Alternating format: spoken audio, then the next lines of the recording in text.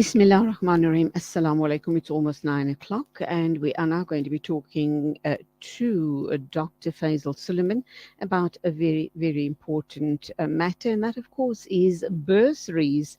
It's that time of year again, and we do know that families and students are scurrying around looking for money to pay for their tertiary education, and how we as a Muslim community can aid and assist in this matter as well. Dr. Faisal Suleiman, Assalamu alaikum. Welcome to the program. Warahmatullahi wabarakatuh, and thank you so much for the opportunity. Always a pleasure, and we commend you guys at SAMNET for the amazing work you guys, well, not only SAMNET, but IMASA as well, for the effort that's put in regarding this venture. I know that you are involved in lots of other initiatives as well, but particularly the bursary initiative. I see this time around you are encouraging students not only to apply for the health sciences, but you are kind of almost nudging them in a different direction, media studies being one of those. Why is that? Jazakallah, Julie, for the opportunity. Yeah, so I kind of wear two hats. One hat is the IMA hat, and for that we involved in a committee of overseeing the Health Sciences Bursaries Fund. And the other is chairman of SAMNET. I'm involved in the SAMNET Bursary Committee. And that particular one, yes, it's journalism, political science, and media and communication related to journalism. Because, you know, Julie, there's something I once read, and it's so apt. And this person said, or I heard that perhaps on a clip, that Islam has the best case, and I think we can use Palestine there as well. They have the best case for the worst lawyers. And Absolutely. we really battle. You know, I'm going to use an example, right? At the moment, SAMNET is busy with some of the mainstream media and even the Department of Education. We've had a Muslim girl who's from Al-Falah College here in Durban, who's come out joint first in the country in matric. Yes, we all know about her. Alhamdulillah, we've all read yes, about her. But if you've seen the media coverage that surrounds the other young lady, a white girl from the Western Cape, and congratulations to both of them, of course, and the how she's being feted over, and you see this our young sister, the coverage she's getting, it's chalk and cheese. One looks at Ukraine. You know, if a car gets damaged in Ukraine, it's headlines. You know how bad the Russians are, and we're not taking sides in this conflict. But and in Palestine, 17 young people murdered in the past a couple of weeks, and not even a mention. So, as a background, it shows that Islam, Muslim community, we need more people who can write, who can advocate, who can communicate better, and therefore our encouragement and specific bursaries from SAMNET towards that field, so that we can produce more journalists, more communication specialists, more advocates, more political scientists who can be coming on. We've got 2 or 3 Muslims who are doing a pretty good job, but it's too few and far in between who can come on and talk with authority on you know, and give analysis on political science matters, on international politics, international relations.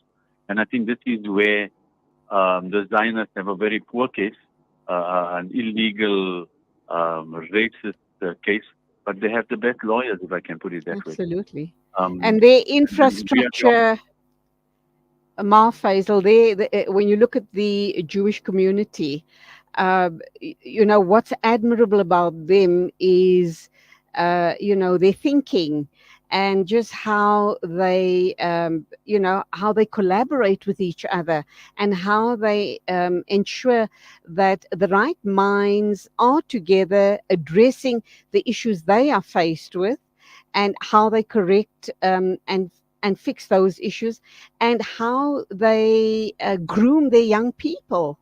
I mean, they seem to be They seem to have the best minds, never mind in South Africa, but globally, they seem to have the best minds. And they have such powerful voices in the media that the whole world listens to them, sits up and listens to them and supports them. So, what's wrong with us as a Muslim community, as a Muslim ummah? We have the brains, we have the resources, but we ain't going, we don't seem to be making inroads in a big way at all. You see, Julie, it's not just the Jewish community, and of course they probably are the best example of not just unity of purpose, but structure, organization towards a certain end, whatever that end may be, nefarious or not. AfriForum is now a very good example. The Muslim community has examples of this, but only in social welfare. If you look at social welfare, the gift of the givers, some of the other organizations, etc., because there's a purpose towards feeding and boreholes and social welfare, we excel at it. But it seems like that's the only thing we directing our energies towards, and partly because, a lot of the religious people will tell us that's where sawab is and that's where Jannah is, etc., etc. Exactly. So we direct our energy. There's no sawab in giving SAMNET money to train journalists. Perceive, ostensibly. It's not marketed, but there's sawab putting a brick for a masjid or carpet or whatever. So that is a problem.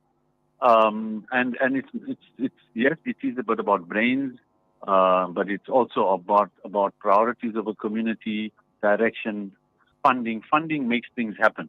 You put money behind gift to the givers and the others, Dr. Imtiaz and the others can make things happen. Our own example of our own organization, Caring Sisters Network. When there's funds, things can happen.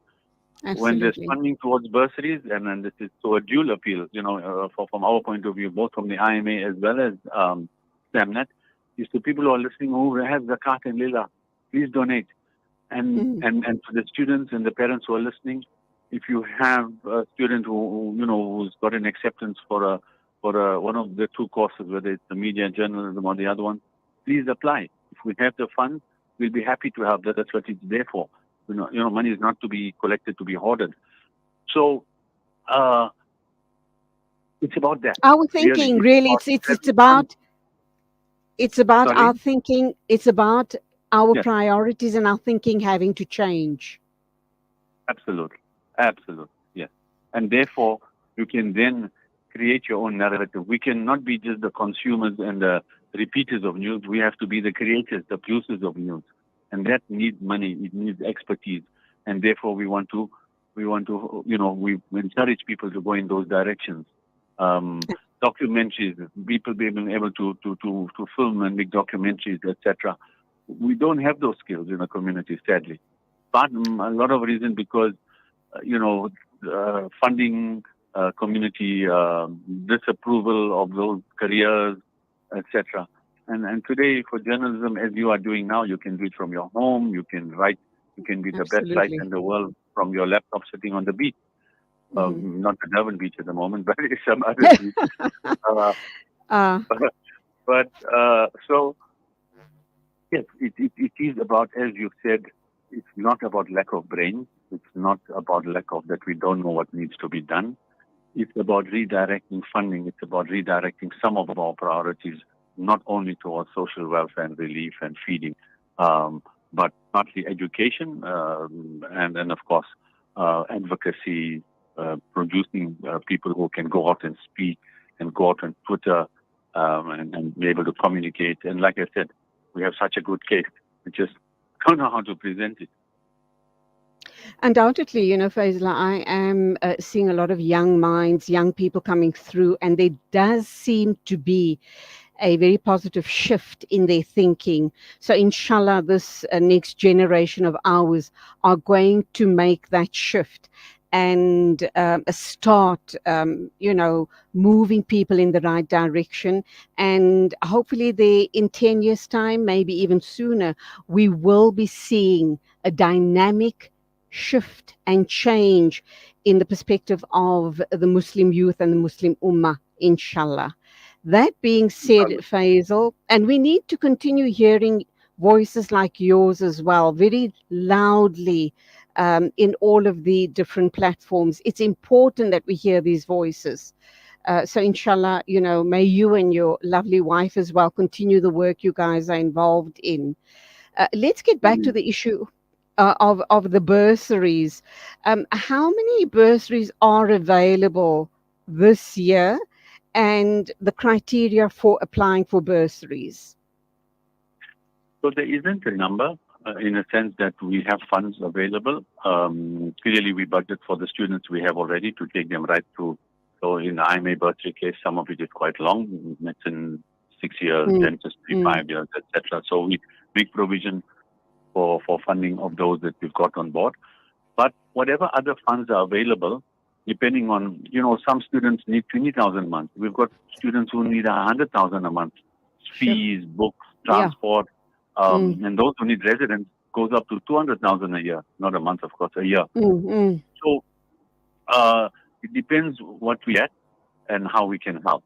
And depending on, inshallah, the generosity of donors as well. But if we have the money, that's the point I made. That is the whole purpose of it is to help. And I think we all know the cost of education is just, especially in the health sciences, it's just gone astronomical. It's crazy what it is and how unaffordable it is for an average middle class family.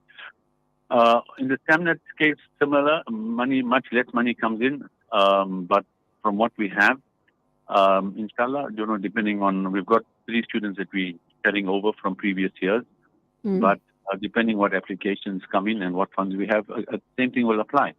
It is on a first come, first served basis, and depending on what funds available.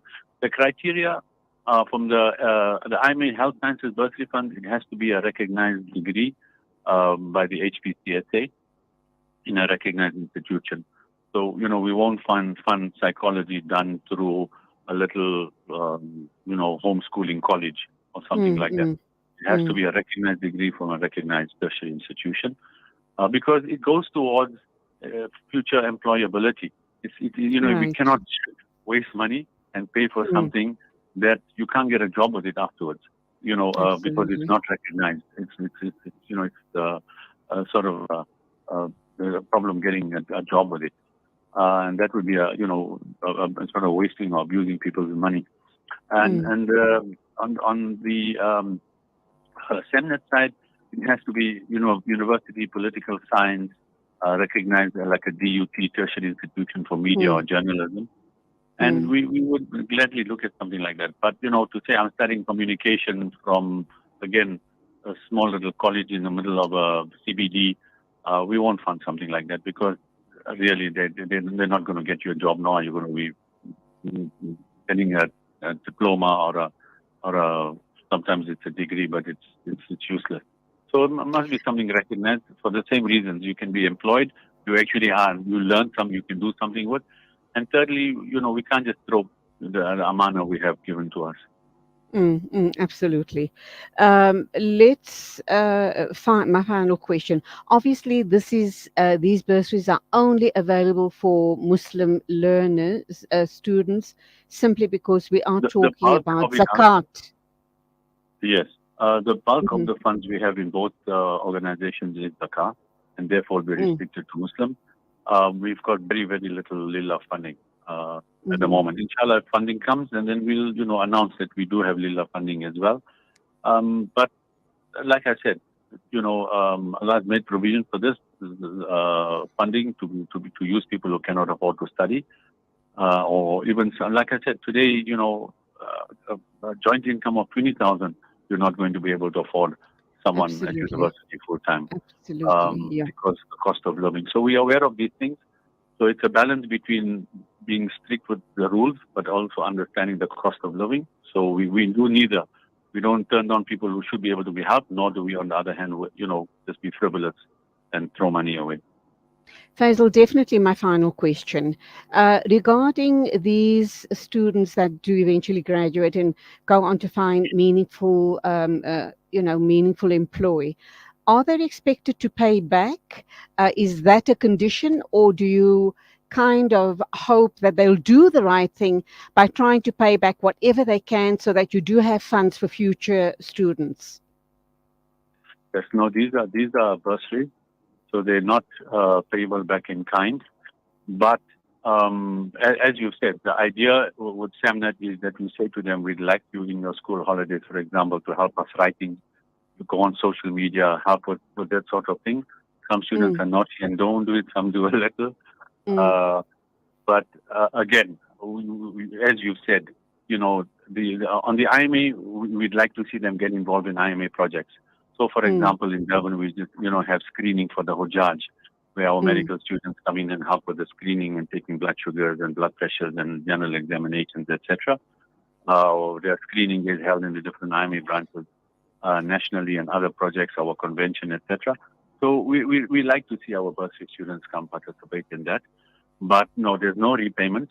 But yes, I think when you do start earning and you have zakat yourself to pay, that we hope that those students will contribute not only to the IMA but part of the IMA as well, and more importantly, will become active members of the IMA, give off some of their time and expertise, and similarly with SAMNET, when they are journalists, etc., will go out and present the case for Islam and Muslims. No more than SAMNET will do the Islamic duty. Inshallah. Dr. Faisal Suleiman of SAMNET talking to us about bursaries for media studies and health sciences now being available. You can just go to their website, SAMNET or IMASA, and inshallah all of the details will be on the website. Thank you once again for talking with us, Faisal, and also commend your wife for the amazing work she's doing with the Caring Forum, inshallah. We'll talk again soon. Go well. Keep us in your du'as. Always a pleasure talking with you. Thank you so much for the opportunity. Assalamu alaikum wa rahmatullahi wa barakatuh. 16 after 9 exactly. When we come back from the ad break, we'll be talking with Zahid with the news bulletin of the morning, but it seems as if we're going straight to Zahid. All right, an ad break and then straight into the news of the day with Zahid Jadwat, inshallah.